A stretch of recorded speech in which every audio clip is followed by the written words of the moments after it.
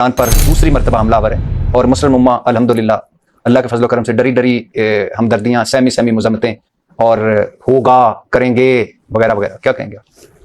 दो बातें। मसलहत का जो कार्ड है ना, वो इस्लाम के नाम पे नहीं खेल सकते आप। इस्लाम ने कुरान नाजिल करके अल्लाह अज़्ज़ा व जल्ल ने लॉक कर दिया।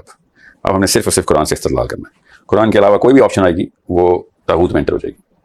सो ये वही बात है कि जैसे ग़ज़वा अहज़ाब हो रहा है और गतफ़ान ने तीर चलाने शुरू कर दिए। अब वो चलाए उन्होंने मदीना की सरजमीन से, मगर हमें गतफ़ान पे वापस जवाबी फायर करना है। बनु कुरैज़ा ने मदीना के साउथ से हमला कर दिया, हमें मदीना के साउथ में हमला करना है।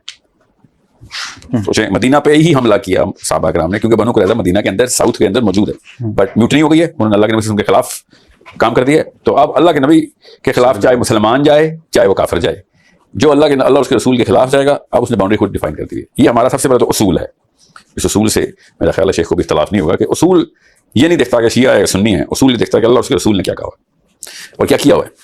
अब गतफ़ान मदीना के नॉर्थ से एंट्री कर रहा है और बनु कुरैज़ा साउथ से, तो मदीने में हमला करना पड़ा सहाबा को।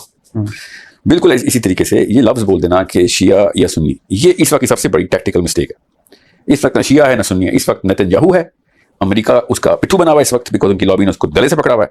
और 6 महीने से बच्चा वेट कर रहा है कि हमला कब होगा। सबको पता था, जिसको हल्की सी भी सेंस है कि ईरान पे हमला होने वाला है। और ईरान पे हमला होने से फौरन पहले ईरान और इसराइल और इंडिया की आपस में जफियां डलनी शुरू हो गई थी और अफगानिस्तान ने पंगा ले लिया पाकिस्तान पैक्ट बना के, ताकि पाकिस्तान को डिस्ट्रैक्ट किया जा सके, क्योंकि पाकिस्तान और ईरान की ट्रीटी है, by the way we have a pact. अब चूंकि ये मल्टीपल डायरेक्शन में पैक्ट हो रहे थे, सऊदी अरब का पाकिस्तान के साथ पैक्ट हो रहा था, और मोहम्मद बिन सलमान को पता है कि उसकी थ्रेट इसराइल से इतनी नहीं है जितनी कि ईरान से है। काश कि उसको थ्रेट होती इसराइल से, उसको कभी थ्रेट फील ही नहीं हो रही इसराइल से। ब्लॉकेड के अलावा तो वजारत खारजा सऊदी अरब ने कभी बात ही नहीं की। उसके मोहल्ले में सारे बच्चे मारे गए हमारे, मगर नहीं, वो ट्रंप को जहाज जरूर दे देंगे मगर ये इसराइल से जहाज नहीं खींचेंगे। ये इनके मसाइल तो हैं। तो जब ये इस तरह के पैक्ट हो रहे होते तो आम बंदे को स्ट्रेटेजिकली टैक्टिकली पता चल जाता है कि भैया कहानी किसी और लेवल पे चली गई है। जैसे कि मल्टी पार्टी जॉइंट एग्रीमेंट हो गए हैं, आप मेरे दोस्त बन गए हैं, वो आपका दुश्मन बन गया, तो मैं उसके दोस्त कर लिया, उसके दोस्त दोस्ती कर लिया, ताकि कंफ्यूजन जो है ना, इस्लामी इस्तेदलाल के अलावा कोई सोल्यूशन नहीं है और ना ही कभी था। कुरान के अलावा कभी भी कोई सोल्यूशन नहीं देगा। अल्लाह ताला की किताब को इजाज है कि जितनी मर्जी हम खिचड़ी बना लें, कुरान सोल्यूशन सिंपल तरीन देगा। अब ईरान के ऊपर हमला हुआ था पिछली दफा, जब न्यूक्लियर फैसिलिटी के ऊपर इन्होंने एक F-35 ले आए थे, ईरान ने कहा था हमने मार भी दिया। उस वक्त भी पाकिस्तान में शिया सुन्नी सेंटिमेंट शुरू हो गया था। ये मौका था उलमा किराम को उसी वक्त एंटी सेंटिमेंट सुन्नी सेंटिमेंट कि भाई इस टाइम कौन सा वक्त है तुम्हें शिया सुन्नी खेल लेगा। इस वक्त इसराइल है भाई सामने, इससे बड़ा कुफर क्या है जो नेतन्याहू है, इससे बड़ा शैतान खुद गया, ताकूत नहीं इब्लीस खुद नेतन्याहू के अंदर आया हुआ है।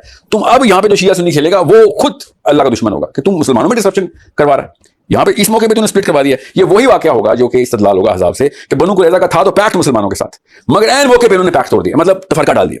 जो हमारे हलीफ थे और पीछे से बस यहया बिन अख्तब ने आवाज लगाई है कि रोटी खिलाने के पीछे तू दरवाजा नहीं खोल रहा, उसने अपनी कल्चरल गैरत के पीछे अल्लाह के नबी का पैक्ट तोड़ दिया और तफरका पड़ गया। अब हमारा हलीफ हरीफ बन गया। तो इस वक्त जो शिया सुन्नी खेलेगा वो हलीफ नहीं हरीफ कर देगा। इस मौके के ऊपर इस्तेदलाल ग़ज़वा अहज़ाब से लेना जरूरी है। अब ईरान ने जितनी मर्जी बेसिस के ऊपर हमला किया हो, इसको डिस्ट्रप्शन स्ट्रेटजी बोलते हैं। डिस्ट्रैक्ट करना जरूरी है, बिकॉज आपने एक नाम बहुत बड़ा जो नहीं लिया, जो कि इसराइल का पिट्ठू बना रहता है, वो है तुर्की।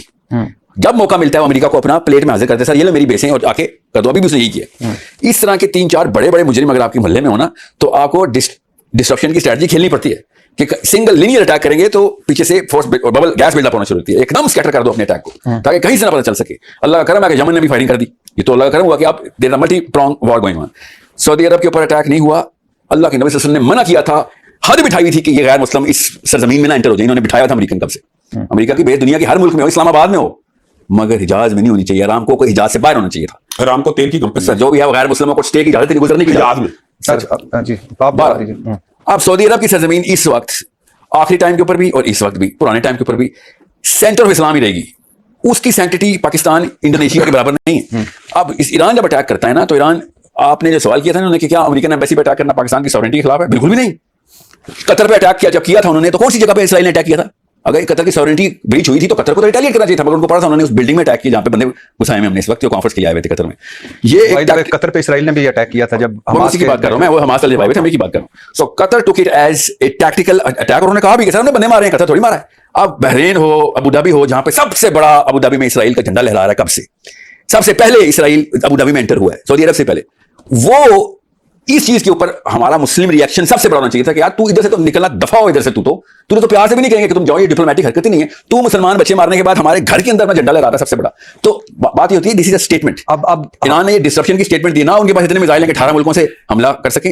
ये शुरू का फर्स्ट ड्राफ्ट और मिसल वॉर स्ट्रेटजी के अंदर डिक्लेरेशन होता है कि भैया इस वक्त तुम जो है ना एक दरवाजे से एंटर नहीं हो सकते हो, और ना ही तुम हमसे एक्सपेक्ट करो कि लीनियर